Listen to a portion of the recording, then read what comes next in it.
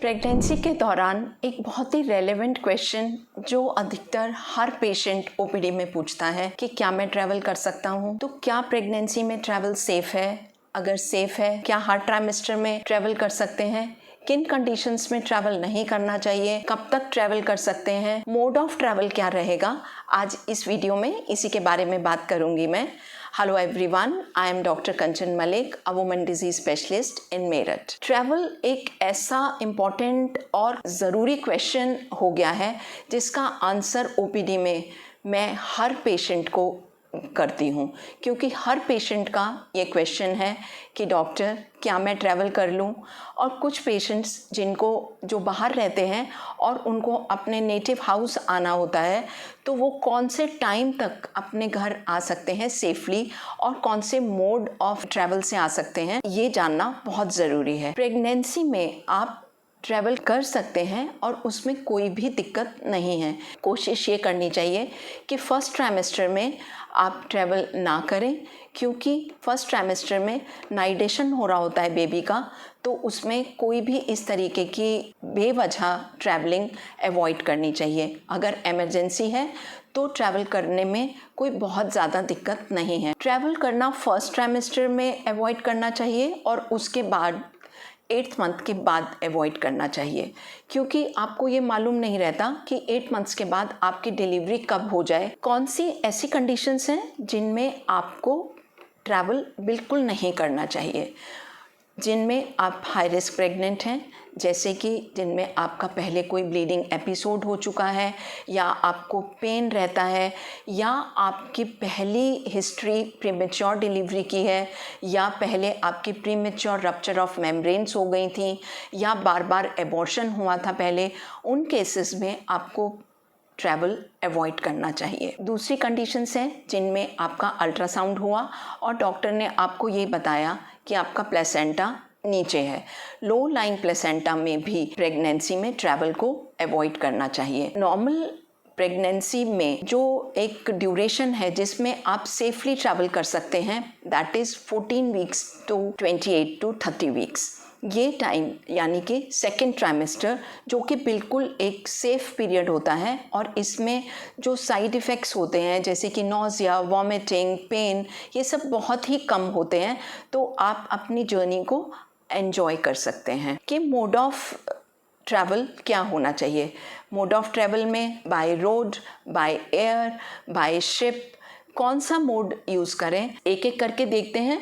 सबसे पहले अगर हम बाय रोड देखें तो by bus, by your own vehicle, by train, इन सब में अगर हम देखें तो train is the safest journey. Train में क्योंकि आपको इस तरीके के कोई जर्क्स, बम्प्स नहीं लगते हैं और आप किसी भी तरीके से रिलैक्स होके आराम से बैठ सकते हैं और 5-6 आवर्स की जर्नी बहुत आराम से कर सकते हैं। अगर आप बाय रोड, बाय बस जाते हैं तो उसमें बम्प्स की और उनकी इन सब चीज़ों की परेशानी ज़्यादा होती है, तो बस यूजुअली अवॉइड करना चाहिए। और इसी तरीके से आप जो ये टेम्पो और ई रिक्शाज़ होते हैं, इनको भी अवॉइड करना चाहिए। इंडिया में जो रोड्स हैं उनकी कंडीशन बहुत अच्छी नहीं है, तो बम्प्स वगैरह लगने के चांसेस रहते हैं। इसलिए अगर दिक्कत ना हो तो ट्रेन जर्नी बेस्ट जर्नी है ड्यूरिंग प्रेगनेंसी। अगर हम बात करें एयर जर्नी की, तो एयर जर्नी भी बिल्कुल सेफ़ है, पर आपको ये कोशिश करनी चाहिए कि बहुत लंबी जर्नीज़ ना हो, 12-12, 14-14 घंटे की जर्नी ना हो, क्योंकि उसमें डीवीटी होने के चांसेस ज़्यादा हो जाते हैं। अगर आप बहुत देर तक पैर लटका के बैठे रहते हैं तो ब्लड सर्कुलेशन हैम्पर हो जाता है लेग्स में, क्योंकि अदरवाइज़ भी प्रेगनेंसी में ब्लड गाढ़ा हो जाता है, जिससे कि अगर ब्लड सर्कुलेशन हैम्पर हो गया तो नसों में खून का दौरा कम हो जाता है, क्लॉटिंग हो जाती है और डीप वेन थ्रोम्बोसिस हो जाती है। इससे बचने के लिए अगर आप एयर जर्नी कर रहे हैं और आपको ये बता दिया गया कि अब आप बिल्कुल सेफली चल सकते हैं, तो आप हर 30 मिनट्स के बाद थोड़ा सा खड़ा होइए और थोड़ा सा चलिए। एयरक्राफ्ट में भी चलिए, जिससे कि आपके पैरों में खून का दौरा बना रहे। सीट बेल्ट को हमेशा बांध के रखें और सीट बेल्ट को बम्प के नीचे बांधें, सीट बेल्ट को बम्प के ऊपर ना बांधें। और हाइड्रेटेड रहें, पानी बहुत ज़्यादा पीते रहें और कोशिश करें कि मील्स आप बहुत ज़्यादा ना खाएं, क्योंकि उससे आपको नौशिया वगैरह होने की पॉसिबिलिटीज़ बढ़ जाती है। कार्बोनेटेड ड्रिंक्स ना लें, सिंपल प्लेन वाटर पिएं और अपने को हाइड्रेटेड रखिए। एयर जर्नी 32 वीक्स के बाद यूजुअली नहीं करनी चाहिए, और कुछ एयरक्राफ्ट्स भी 32 वीक्स के बाद जर्नी को अलाउ नहीं करते हैं। उसमें आपको एक डॉक्टर का सर्टिफिकेट की ज़रूरत होती है कि आप सेफली 32 वीक्स के बाद भी एयर जर्नी कर सकते हैं। बट मेरी एडवाइस आपको ये है कि अगर आपको एयर जर्नी करनी है तो 32 वीक्स के बाद आप जर्नी ना करें, क्योंकि ये आपके लिए एक रिस्की मैटर हो सकता है, क्योंकि you are in the sky, आपको कोई भी लैंडिंग नहीं मिलेगी, और कोई भी अगर कॉम्प्लिकेशन होता है तो वो बहुत ज़्यादा भयानक हो सकता है। इसलिए एयर जर्नी 32 वीक्स के बाद नहीं करें, और 32 वीक्स पर भी अपने डॉक्टर से एक सर्टिफिकेट ज़रूर लेके जाएं कि आप सेफली एयर जर्नी कर सकते हैं। अगर आप अपना व्हीकल खुद चलाते हैं तो भी आप आराम से ड्राइव कर सकते हैं। सीट बेल्ट को बांध के रखिए, और सीट बेल्ट के जो लोअर क्लिप होता है उसको अपने बम्प के नीचे बांधें, बम्प के ऊपर ना बांधें। सेल्फ ड्राइविंग में कोई भी प्रॉब्लम नहीं है, बल्कि आप बहुत अच्छे से अपने को संभाल के रख सकते हैं। आप अपनी स्पीड को मेंटेन कर सकते हैं, जिससे कि अपने हिसाब से व्हीकल को चला सकते हैं और बम्प से बच सकते हैं। तो ट्रैवलिंग